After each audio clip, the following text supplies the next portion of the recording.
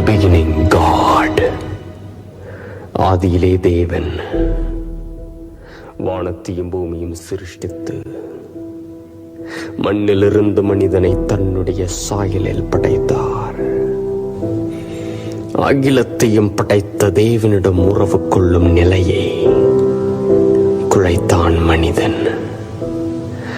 உறவிலே ஏற்பட்ட பிளவின் பயங்கரத்தை சரி செய்ய துடிக்கும் தேவன், நியாயாதி நீதிபதியாய் அமர்ந்திருக்கும் தேவன் பாவத்தை தண்டிக்காமல் இருக்க கூடுமோ? கூடாத காரியம். நீதியை சரி கட்டினால் மனிதன் மரிப்பான். ஏனெனில் மனிதனுள் பாவம் மறைந்திருந்தது. அன்பிற்கு இலக்கணம் நம் தேவனாயிருப்பதால் பாவத்தால் ஏற்பட்ட அவமானத்தை மறைக்க ஒன்றுமறியா ஓர் மிருகம் இரத்தம் சிந்தி பலியாகி அதன் தோலை உடையாக உண்டாக்கி தேவன் ஆதாமுக்கும் ஏவாளுக்கும் உடுத்தினார். இதோ ஏதேனில் தொடங்கிய ஏற்பாடு. முறிந்த உறவை மீட்டெடுக்கும் பணியில் தேவன் தனக்கென்று ஒரு கூட்ட ஜனத்தை தேர்ந்தெடுத்தார். அதுவே இஸ்ரவேல் ஜனமாகும். திரட்சியான ஜனமாயிருப்பதால் அல்ல, மாறாக சகல ஜனங்களிலும் கொஞ்சமாயிருந்தபடியால். எகிப்தினுடைய பிடியில் இஸ்ரவேல், எரியும் முட்செடியின் முன் மோசே. இஸ்ரவேலை அடிமைத்தனத்திலிருந்து மீட்க மோசே தேவனால் அனுப்பப்படுகிறான். நீதியை சரி கட்டும் நியாயாதிபதி முன் யார் நிற்கக்கூடும்? எகிப்தின் ஜனங்கள் மாத்திரமல்ல, இஸ்ரவேலரும் மாய்ந்து விடுவார்களே. ஏனென்றால் பாவத்தின் சம்பளம் மரணம். முதல் மனிதன் ஆதாமின் நிமித்தம் அனைத்து மனிதர்களிலும் பாவம் மறைந்திருக்கிறது. ஆதலால் இஸ்ரவேலர்களை விடுதலை செய்யவும் நீதியை சரி கட்டவும் ஒன்றுமறியா ஒரு ஆட்டுக்குட்டி அடிக்கப்பட்டு அதன் ரத்தம் இஸ்ரவேலர்களின் நிலைக்கால்களில் பூச வேண்டியது அவசியமாயிருந்தது.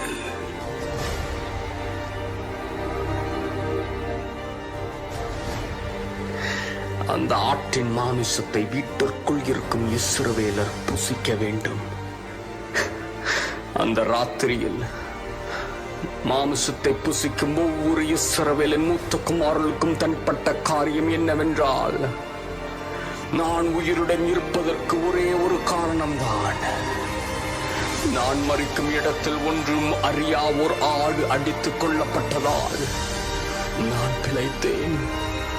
இதோ தேவனின் ஏற்பாடு.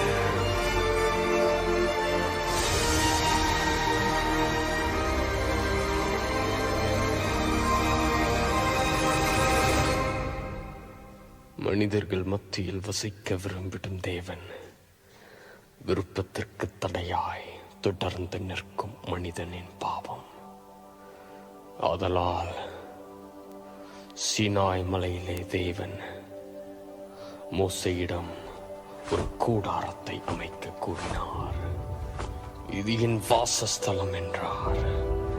மனிதனின் பரிசுத்தமும் நீதியும் தேவனுக்கு முன் கந்தை துணியை போலல்லவா இருக்கிறது. தேவனோடு மனிதன் வாசம் செய்ய ஒன்றுமறிய ஆடுகளும் கெடாக்களும் அக்கூடாரத்தின் பலிபீடத்தில் அடிக்கப்பட்டு இரத்தம் சிந்த வேண்டியது அவசியமாயிருந்தது. ஏனென்றால் பாவத்தின் சம்பளம் மரணம். மனிதனிடத்தில் மிருகம் பலியாகி குற்றமற்ற மிருகத்தின் நிலையை மனிதன் பெற்றான். It is a beautiful exchange.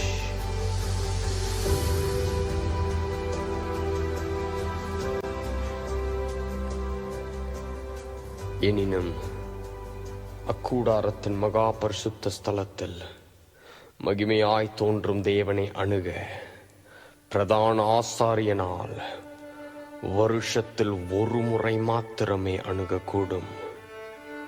எவரும் தேவனை அணுகக்கூடாதபடி ஓர் திரைச்சீலை மகா பரிசுத்த ஸ்தலத்தை மறைத்து நின்றது. ஆட்டினுடைய இரத்தமும் கிடாக்களின் இரத்தமும் தேவன் அண்டையை அணுக மறுக்கப்பட்டது. மிருகங்களின் இரத்தம் தற்காலிகமானது. அதை உபயோகித்து தேவன் அண்டையை அணுக நினைத்தார்.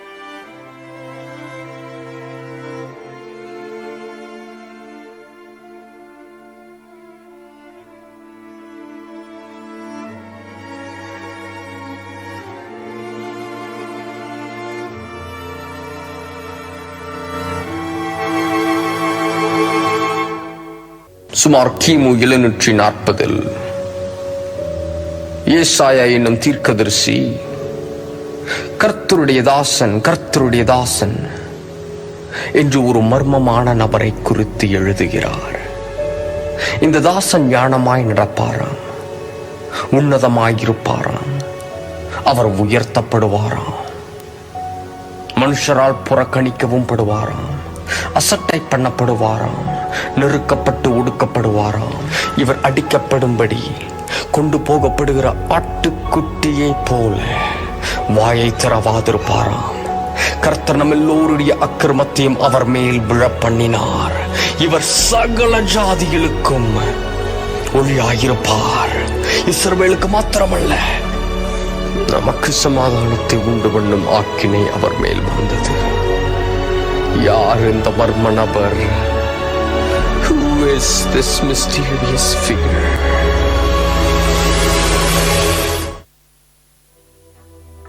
கடவுளின் பிறக்கும் நாள் ஒருவரும் அறியாதிருந்தார்கள்.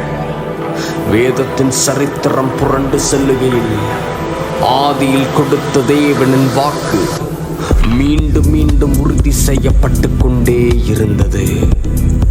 ஆனால் எப்பொழுது நிறைவேறுமோ?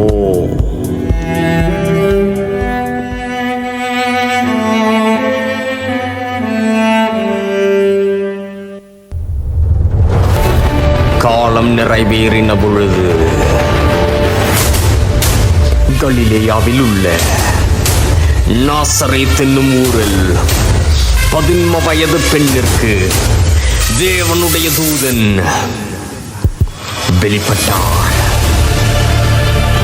சரித்திரம் 2 பிளக்க ஏதேனில் சொன்ன தேவனுடைய வாக்கை நிறைவேற்ற சுமார் 4000 வருடத்திற்கும் நீடித்த நம்பிக்கை வடிவம் பெற சர்ப்பத்தின் தலையை நசுக்க இஸ்ரவேலை மாத்திரமல்ல மனுகுலத்தை பாவத்திலிருந்து மீட்க கடவுளோடு மனிதன் ஒப்புரமாக்க மரணத்தின் கூரை வெல்ல மனிதன் நித்திய வாழ்வை பெற அன்பின் இலக்கணத்தை வெளிப்படுத்த தேவாதி தேவன் தேவகுமாரன் அந்த 11 வயதான பெண்ணின் பெயர் மரியாள். தேவனுடைய தூதனின் வாழ்த்துதலை கேட்டு அச்சத்திலும் அதிர்ச்சியிலும் ஆச்சரியத்திலும் மூழ்கினாள். அதனால் அந்த தெய்வதூதன் அவளை நோக்கி, மரியாளே, பயப்படாதே, நீ தேவனிடத்தில் கிருபை பெற்றாய். இதோ நீ கர்ப்பவதியாகி ஒரு குமாரனை பெறுவாய். அவருக்கு இயேசு என்று பெயரிடுவாயாக. அவர் பெரியவராயிருப்பார், உன்னதமானவருடைய குமாரன் எனப்படுவார். கர்த்தராகிய தேவன் அவருடைய பிதாவாகிய தாவீதின் சிங்காசனத்தை அவருக்கு கொடுப்பார். அவர் யாக்கோப்பின் குடும்பத்தாரை என்றென்றைக்கு அரசாளுவார். அவருடைய ராஜ்யத்துக்கு முடிவராது. அதற்கு மரியாள் தேவதூதனை நோக்கி, இது எப்படி ஆகும்? புருஷனை நான் அறியேனே என்றாள்.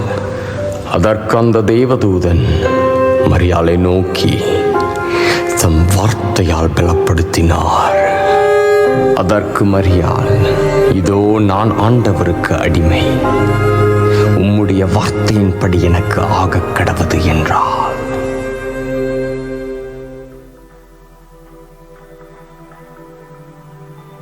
என் ஆவி என் இரட்சகராகிய தேவனில் களி கூறுகிறது. என் தாழ்மையை அவர் நோக்கி பார்த்தார். இது முதல் எல்லா சந்ததிகளும் என்னை பாக்கியவதி என்பார்கள். அவருடைய நாமம் பரிசுத்தம் உள்ளது. அவருடைய இரக்கம் அவருக்கு பயந்தவர்களுக்கு தலைமுறை தலைமுறைக்கும் உள்ளது. தம்முடைய புயத்தினாலே பராக்கிரமம் செய்தார். சிந்தையில் அகந்தையுள்ளவர்களையும் சிதறடித்தார். பலவான்களை ஆசனங்களில் இருந்து தள்ளி தாழ்மையானவர்களை உயர்த்தினார். நம்முடைய பிதாக்களுக்கு அவர் சொன்னபடியே ஆபிரகாமுக்கும் அவன் சந்ததிக்கும் என்றென்றைக்கும் இரக்கம் செய்ய நினைத்து தம்முடைய தாசனாய இஸ்ரவேலை ஆதரித்தார். யாவே யாவே, நீ பெரியவர்.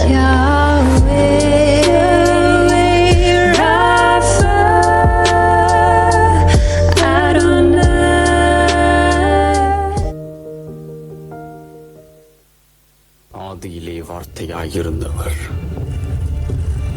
உலகத்தை உண்டாக்கினவர், சிருஷ்டிப்பின் காரணர், வானங்களை திரையை போல் விரித்தவர், ஒளியை வஸ்திரமாய் தரித்தவர், மகத்துவத்தை அணிந்தவர், மேகங்களை சமுதரதமாக்கி காற்றினுடைய சட்டைகளின் மேல் செல்லுகிறவர், who maketh the clouds his chariot, பூமியை ஸ்தாபித்தவர், he who set the earth on its foundations, தண்ணீர்களை தமது கைப்பிடியால் அளந்தவர், பூமியின் மண்ணை மரக்காலால் அடக்குபவர், பர்வதங்களையும் மலைகளையும் தராசலிலே நிறுத்துபவர், அக்கினி ஸ்தம்பமாயும் மேக ஸ்தம்பமாயும் இஸ்ரவேலுக்கு தோன்றினவர், சீனாய் மலையிலே இறங்கினவர், எலியா கூப்பிட்ட பொழுது பட்சிக்கிற அக்கினியாய் வானத்திலிருந்து இறங்கினவர்,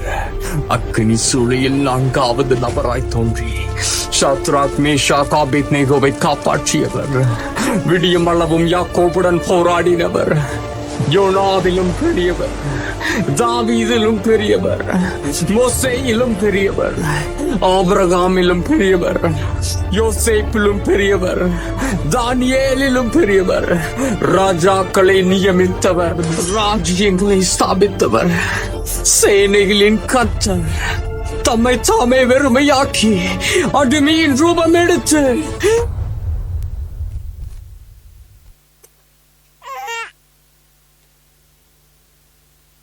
பாலகன் என்னுடைய மீட்பர், நம்முடைய மீட்பர், என் கைகளை படைத்த இறைவன் என் கைகளில் தவழ்கிறார்.